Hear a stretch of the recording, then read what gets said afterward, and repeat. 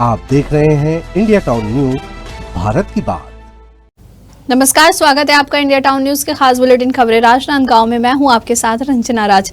Bulletin की शुरुआत करने से पहले एक नजर आज की हेडलाइंस पर। राजनांदगांव जिले के दिग्विजय महाविद्यालय के सामने एनएसयूआई के कार्यकर्ताओं का प्रदर्शन। कॉलेज की बदहाल स्थिति पर सड़कों पर उतरे छात्र। सीएम साय का दहन किया गया पुतला। राजनांदगांव में गौ वंश के इलाज में लापरवाही का मामला आया सामने। विश्व हिंदू परिषद और बजरंग दल ने जताया रोष, कलेक्टर से की शिकायत। खैरागढ़ में विरासत की झलक, संग्रहालय बना ऐतिहासिक खजाना। अब देख सकेंगे दुर्लभ मूर्तियां और चित्रकला। नशा मुक्त समाज की ओर बढ़ा कदम। छुई खदान कॉलेज में चला जागरूकता अभियान। पुलिस ने दिया नशा मुक्ति का संदेश। हेडलाइन के बाद अब खबरें विस्तार से। विश्व हिंदू परिषद और बजरंग दल के गौ रक्षक पदाधिकारियों ने राजनांदगांव के पशु चिकित्सालय में हो रही लापरवाही और गौवंश के प्रति उदासीनता को लेकर कलेक्टर से शिकायत की है। संगठन का आरोप है कि पशु चिकित्सालय के डॉक्टर अपनी सरकारी ड्यूटी छोड़कर निजी पशु चिकित्सा से व्यस्त है। ज्ञापन में कहा गया है कि शासकीय पशु चिकित्सक गंभीर गौवंश के इलाज में रुचि नहीं दिखा रहे हैं और सिर्फ प्रक्रियाओं की बात करते हैं। इस कारण पशुपालकों को भारी कठिनाइयों का सामना करना पड़ रहा है। संगठन ने विभाग को चेतावनी देते हुए कहा है कि अगर जल्द ही सुधार नहीं किया जाएगा तो वे विभाग के घेराव करेंगे और आंदोलन के लिए बाध्य होंगे।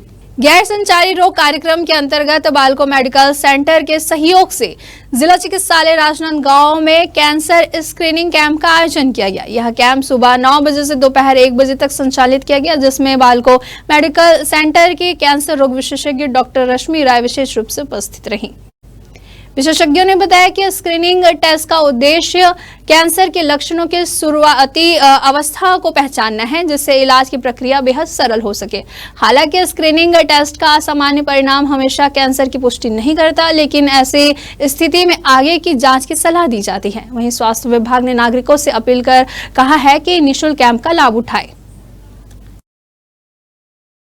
मोबाइल कैंसर यूनिट है जो मूविंग है, जो मोबाइल है, मगर हम एक से दूसरे जगह जाके हम लोगों के स्तन का कैंसर का जांच हम कर सकते हैं। तो इस प्रकार का ये छत्तीसगढ़, उड़ीसा और एमपी में पहला वैन है, मोबाइल डिटेक्शन वैन। मेमोग्राफी इसमें होती है। इसमें मुख्यतः स्तन का कैंसर का 0 स्टेज में हम जांच कर पाते हैं और उसका इलाज कर पाते हैं आगे।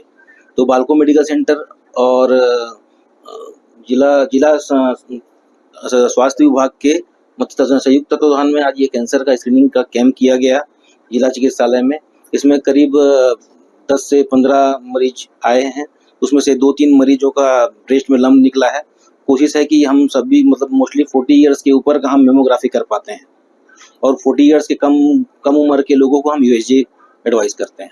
भारतीय जनता पार्टी के द्वारा प्रधानमंत्री नरेंद्र मोदी के नेतृत्व में केंद्र सरकार के 11 वर्ष पूर्ण होने के उपलक्ष्य में छुरिया के साहू धर्मशाला में भाजपा के द्वारा संकल्प सिद्धि कार्यक्रम आयोजित किया गया। कार्यक्रम के मुख्य वक्ता पूर्व जिला पंचायत अध्यक्ष दिनेश गांधी ने मोदी सरकार के 11 वर्ष की उपलब्धियों को रेखांकित करते हुए कहा कि राम मंदिर निर्माण, धारा 370 की समाप्ति, देश भर में रेलवे स्टेशनों का आधुनिकीकरण और जनधन योजना जैसे ऐतिहासिक कार्यों ने देश को एक नई दिशा दी है। उन्होंने कहा है कि भारत को विकसित राष्ट्र बनाने के उपलक्ष्य को लेकर भाजपा कार्यकर्ता बूथ स्तर तक सेवा और सुशासन का संदेश लेकर जाएंगे। छुई खदान थाना क्षेत्र अंतर्गत ग्राम मुंह डबरी के नवविवाहित दंपति की गुमशुदगी का मामला सुलझ गया है। बीते 6 दिनों से लापता नरेंद्र वर्मा और उसकी पत्नी ट्विंकल वर्मा को पुलिस ने सकुशल बरामद कर लिया है। पुलिस जांच में यह मामला आपराधिक नहीं बल्कि पारिवारिक विवाद निकला है। जानकारी के अनुसार 14 जून को दंपति चकनार स्थित ससुराल जाने की बात कहकर घर से निकले थे, लेकिन जब 4 दिन तक कोई संपर्क नहीं हुआ तो परिजनों ने 18 जून को छुई खदान थाने में गुमशुदगी की रिपोर्ट दर्ज करवाई। मामला दर्ज होते ही पुलिस ने दंपति की तलाश शुरू की, जिसके बाद पुलिस ने दोनों को सकुशल खोज निकाला। इस संबंध में पुलिस अधीक्षक ने बताया कि पति पत्नी के बीच कुछ पारिवारिक मतभेद चल रहे थे, जिसके चलते वे अपनी मर्जी से कुछ दिन बाहर रहे, जिससे यह साबित हुआ कि यह कोई आपराधिक मामला नहीं है। निकली से हम कहाँ जा सकते हैं तो जब ना आ जाता है तो 1-2 दिन में आबो की से तबियत खराब होती वही से। अच्छा, वहाँ कैसे इलाज करा गिरी से? हाँ अच्छा, इलाज करा गई से अब पता लगाए तो स्विच ऑफ बताई कौन मोबाइल है तो हम पता लगाएगी तो वो बेटी नहीं है इसी की से कौन माँ बाप माँ बाबा? अच्छा, ओकर बाद आप मंगा करे हो? हमारे ना ओकर बाद मने रिपोर्ट लिखवाबो की ओकर की ओकर पाप ले चल हम रिपोर्ट लिखवाबो की तो ओकर बाप की समझ नहीं जान अच्छा, कहानी मना भाई रिपोर्ट करवाबो ऐसी की कैसे। ये 14th of जून को ये मैटर ये मिसिंग हुए थे और 17th जून को ये मैटर पुलिस स्टेशन में आया था, मिसिंग रिपोर्ट दर्ज हुई थी।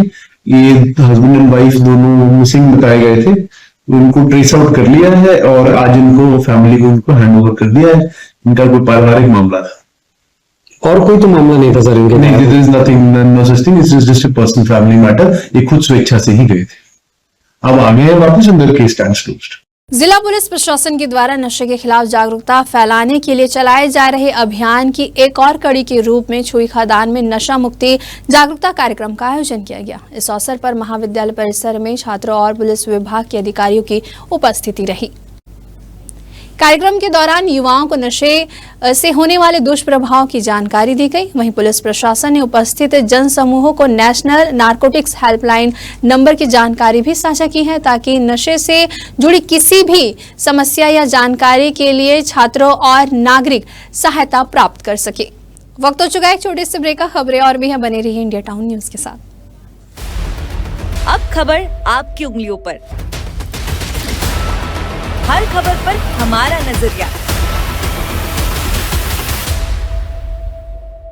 इंडिया टाउन न्यूज, भारत की बात। ब्रेक के बाद आप सभी का स्वागत है। चलिए बढ़ते हैं अगली खबर की ओर। खैरागढ़ के सिलीवारा में बिजली विभाग के कर्मचारी के साथ ठेकेदार के द्वारा मारपीट और गाली गलौज करने का मामला सामने आया है। जानकारी के अनुसार बिजली विभाग के ठेकेदार कर्मवीर सिंह बघेल ने अपने एक साथी पुष्पराज सिंह और पिकअप ड्राइवर राहुल मानीपुरी के साथ मिलकर गाड़ी से जुड़ा विवाद बताकर हरीश पर हमला कर दिया। वायरल वीडियो में दिख रहा है कि ठेकेदार कर्मवीर सिंह बघेल और उसके साथी बिजली विभाग के कर्मचारी हरीश राजपूत पर हमला कर रहे हैं। घटना से आहत हरीश राजपूत ने थाने में शिकायत दर्ज करवाई, जिसके बाद पुलिस ने मामले को गंभीरता से लेते हुए जांच शुरू कर दी है। राजनांदगांव जिले के दिग्विजय महाविद्यालय के सामने एनएसयूआई के कार्यकर्ताओं और छात्रों ने मुख्यमंत्री विष्णुदेव साय का पुतला दहन कर आक्रोश जताया है। विरोध प्रदर्शन का मुख्य कारण जिले के कॉलेजों में नियमित प्रोफेसर की भारी कमी, प्राचार्य की नियुक्ति नहीं होना और छात्रवृत्ति में देरी और चुनावी वादों का पूरा न होना बताया गया है।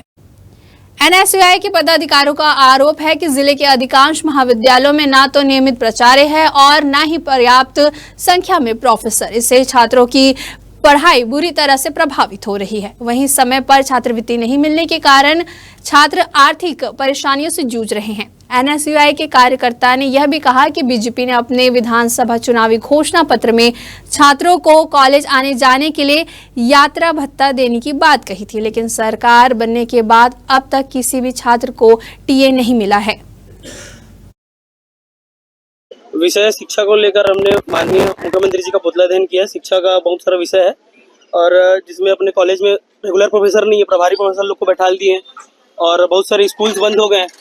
बेरोजगारी बढ़ रही है, शिक्षा सिस्टम अपना पावरफुल नहीं है, इसी कारण बेरोजगारी बढ़ रही है और स्कूल बंद कराने के साथ साथ दारू भट्टी ऐसा खुलवा रहे हैं जैसे कि वही पूरा शिक्षा का कार्यक्रम चल रहा है। तस्करी करवा रहे हैं। शिक्षा विभाग के खुद मंत्री विष्णुदेव साय, शिक्षा विभाग के मंत्री भी और साथ में मुख्यमंत्री भी जी दोनों पद का सही से निर्वहन नहीं कर पा रहे हैं और उनको लग रहा है कि जिम्मेदारी ज्यादा हो जा रही है और बाकी कैपेबल लोग हैं उनके कैबिनेट में किसी को भी अपना दे सकते हैं पद।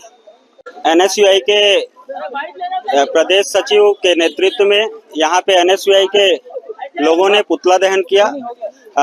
मुख्य मांगे ये है कि आज वर्तमान में जिस तरीके से अपराध बढ़ रहा है और शिक्षा व्यवस्था जो लचर हो चुकी है, टीचर्स नहीं है, टीचर का युक्तिकरण की बात कर रहे हैं।